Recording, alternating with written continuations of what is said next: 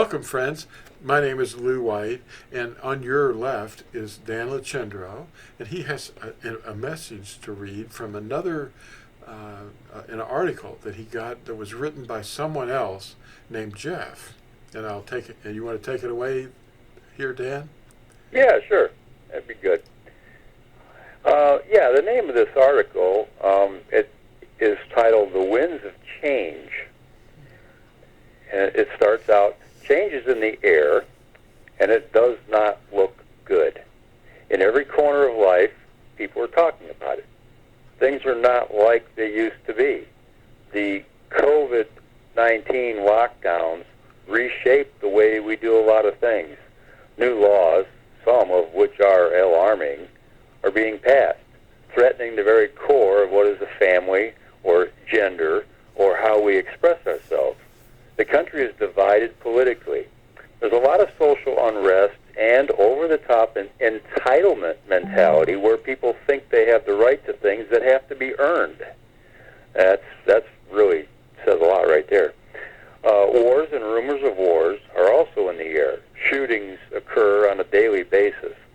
And now with the advent of high-tech artificial intelligence, coupled with everything I just stated, the world is headed in a new direction. And then he quotes Matthew here, 24, 6 and 7. "And you shall hear of wars and rumors of wars. See that ye be not troubled, for all these things must come to pass, but the end is not yet. For nation shall rise against nation, and kingdom against kingdom, and there shall be famines and pestilences and earthquakes in different places. All these are the beginning of sorrows." And Jeff says, "A couple of years ago, I wrote an article entitled, 'The Death of America.' If you have not read it, I encourage you to go to this link on our website. And this website is www.layman Ministries. It's lmn.org. And click on the feature articles link and download that article if anyone's interested. Every day that goes by simply validates this article. And in it, he shares the 10 points that outline the decadency and fall of nations. And he has the list here. Number 1, the first thing is increase in lawlessness. Number 2, the loss of economic discipline. Number 3, rising bureaucracy. Number 4, decline in education. That's true education. Number 5, weakening of cultural foundations. 6, loss of respect for the traditions that are important to families. Number 7, increase in materialism. Number 8, rise in immorality. Number 9, the decay of belief systems. He uses the word religious belief systems. And number 10, the devaluing of human life. And can you see these happening in our nation today?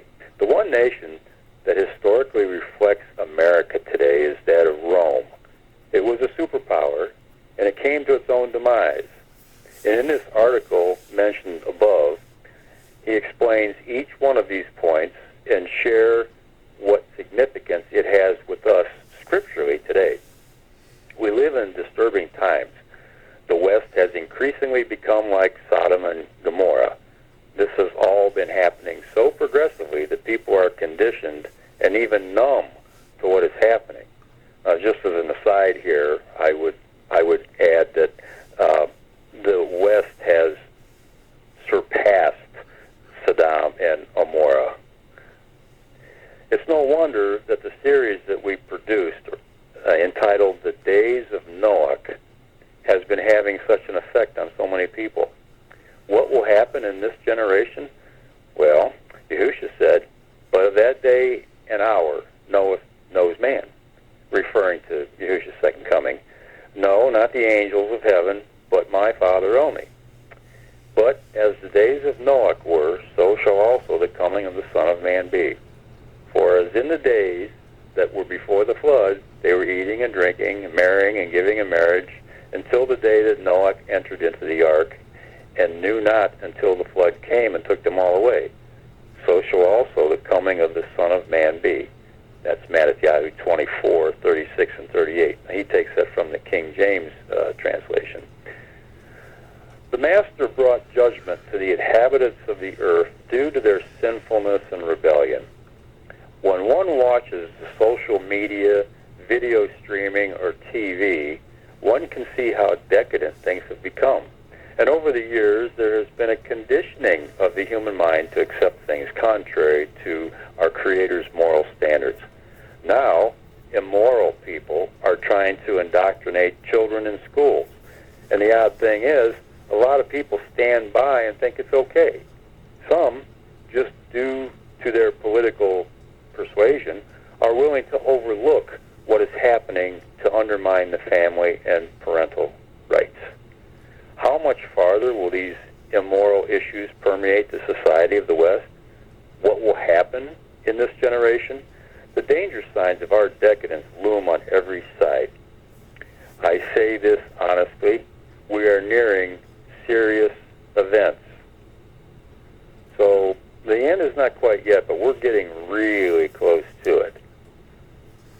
Now, I thought that was a pretty pertinent article written by this fella, and you know, he has a good idea of what's going on here, and he unfortunately he doesn't know the name of our Creator. I put that in where it needed to be, and but I still thought that it was noteworthy to read that, and hopefully maybe some people kind of see the connections and maybe take it to heart and go from there. What do you think, Lou? I agree. The secular world is really overtaking everything that we see in the media, and they really, just like he was describing, the school systems overtaking the parental influences over their own children, and they've penetrated into the lives of individuals far too deeply, and it's only going to get worse. People that are sane are not going to be welcome, you know. Yeah. The one point that he brought up, it was point number 6 there, the loss of respect for traditions. I do want to clarify that, though, because I know I've talked to this fellow before in the past, years ago, and what he means by traditions is not Christmas, the Bunny Rabbit Festival, and all that nonsense. He knows those are wrong. He's talking about what the parents are teaching the children as far as their Creator, the belief system. He is a firm believer in keeping the commandments, all 10 of them, including the Sabbath day. He just doesn't know that you're not supposed to travel out of your place on a Sabbath day, and he doesn't really understand the relevance of the appointed times like we do. But you know, it's very possible that as time goes on, he may, and we can only hope. Yeah, the third commandment also, and the first commandment, identify who we worship. I am Yahuwah, your Elohim. Exactly. Have no other before my face. And he doesn't equivocate other languages or translations. He's not saying, hey, my name is Joshua, or, you know, it doesn't take into account language changes. We are really supposed to know his name. Yeah. Yeah. Yep. That's right. His Hebrew name.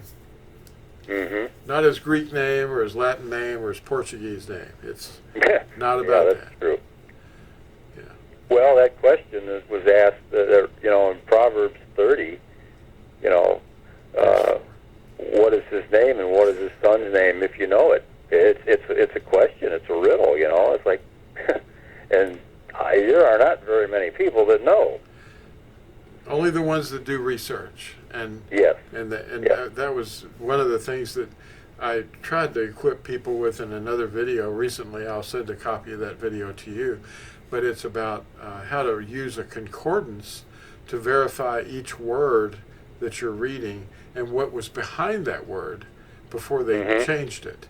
And they used this Hebrew numbering system, and you can look it up in a dictionary and go, wow, but they still misspell the name, you know, because they've been using the Masoretic Karate, Karim, or Karaim, techniques with these the vowels. distortions. The Nikud marks that they added in the 8th century. And none of that stuff was on the Dead Sea Scrolls. None of that. No, that was nonsense.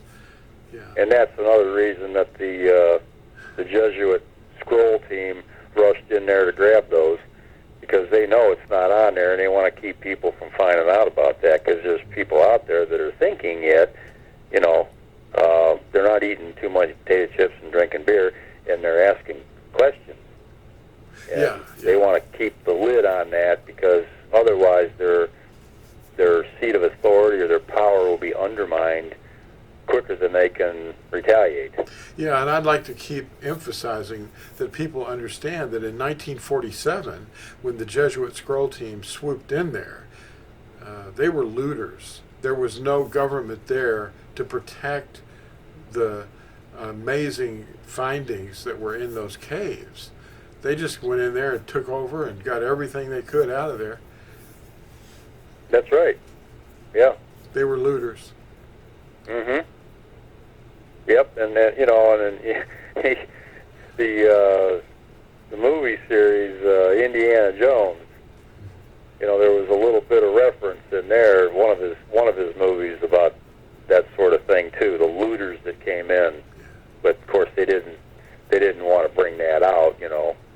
But still, if you had eyes to see and ears to hear, you could kind of read between the lines, because that was a Catholic production, and sometimes they'll give themselves away without knowing it. Yeah, the Knights Templar. Yeah, they were on the other side, and they were supposedly looking for a cup, which is all mythology, by the way. Right, that is. You shouldn't be using mythology even as an artificial technique to emphasize the importance of items that were there, or the Shroud of Turin, which they present as that's an abomination, actually. Well, we found it's a fake anyhow. So. Oh yeah, it's a fake. Yeah. There's just a lot of things, going around out there, and all these Christians that they're being taken off track by this the Book of Canuck, or they call him Enoch, and all these what they call Bible codes and all that. It's like that is a distraction by the enemy, and just leave it alone. That's not something you want to even mess with. Yeah, it's just a sectarian group of books that the Pharisees wrote the Book of Jubilees, for example. They were basically writing it in sections of 50 years, and they were. This was written about, they say, as early as 135 years BCE, when they came to prominence, and it could be as well. It was definitely before Yahusha, but it was a Pharisee or Prashim sect writing that was actually retelling the first book, Bereshith, or Genesis. They were just retelling it their way, and that's what the Book of Jubilees is. It's not scripture. It's not inspired. It's just a sectarian writing, and there's lots of them. Kind of rates right up there with the Talmud. Or the Book of Mormon. Book of Mormon, yeah. A sectarian writing. The Talmud.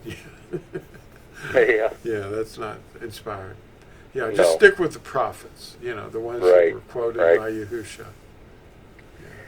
Yeah. And, and I even have to say, too, that it's questionable on there's some writings that of a person, a lay person, that I think it's the Seventh-day Adventist people have read these writings, and they basically hold them, in high esteem with Scripture, and there's some things in there that they're not right, and the name is not in any of them.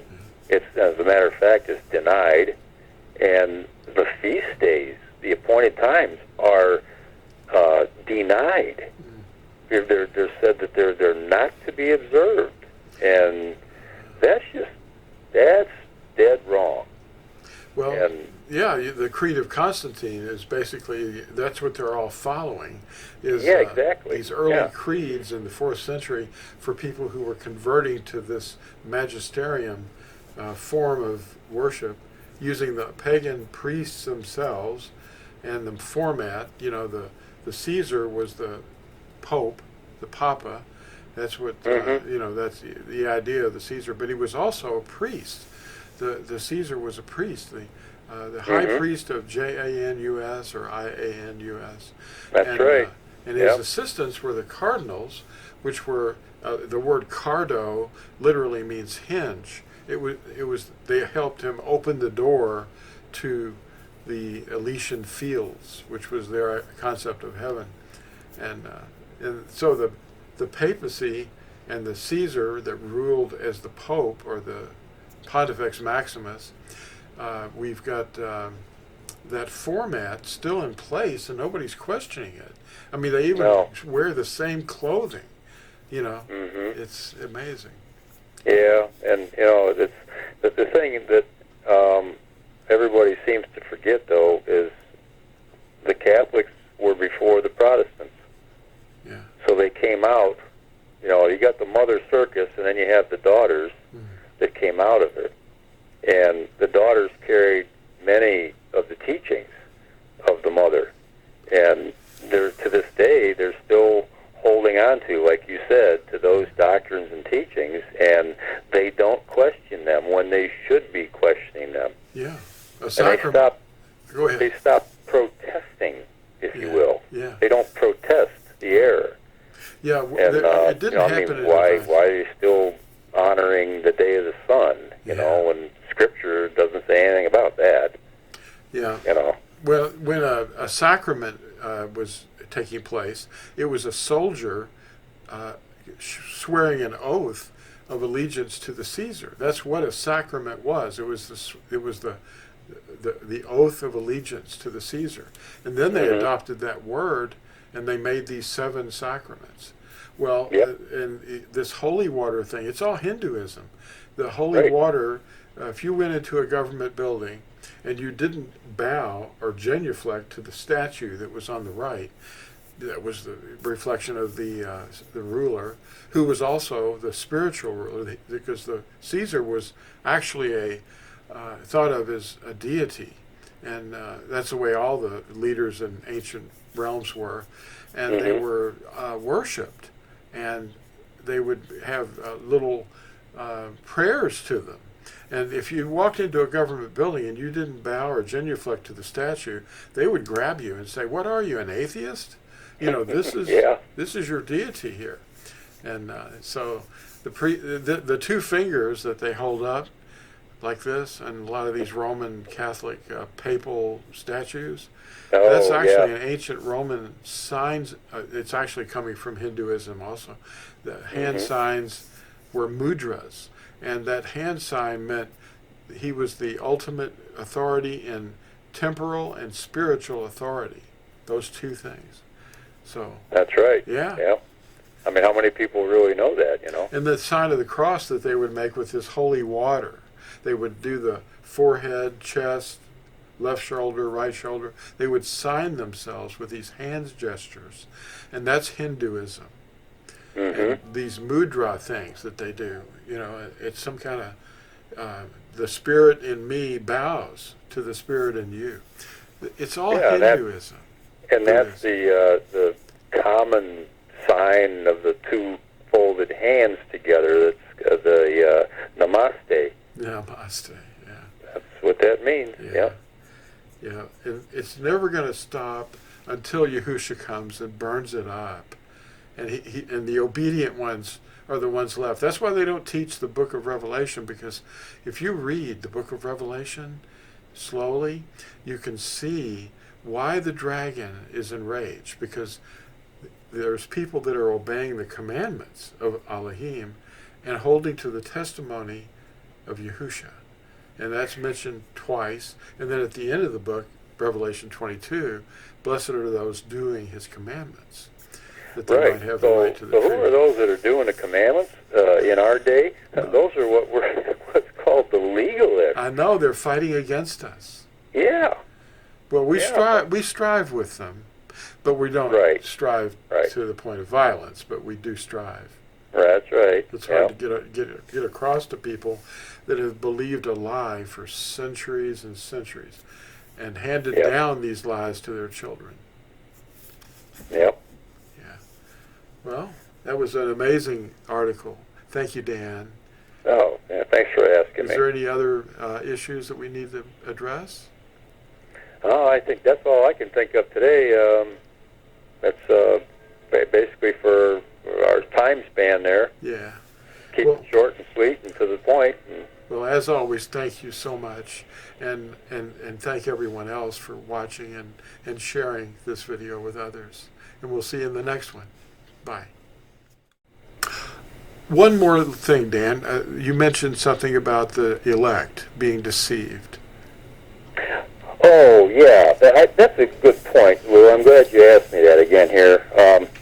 Okay, this has to do with Matthew 24, and I'll just read real quick here. It says, this is Yahusha speaking. It says, "And pray that your flight does not take place in the winter or on the Sabbath day, for then there shall be great distress, such as not been since the beginning of the world until this time, no, nor ever shall be.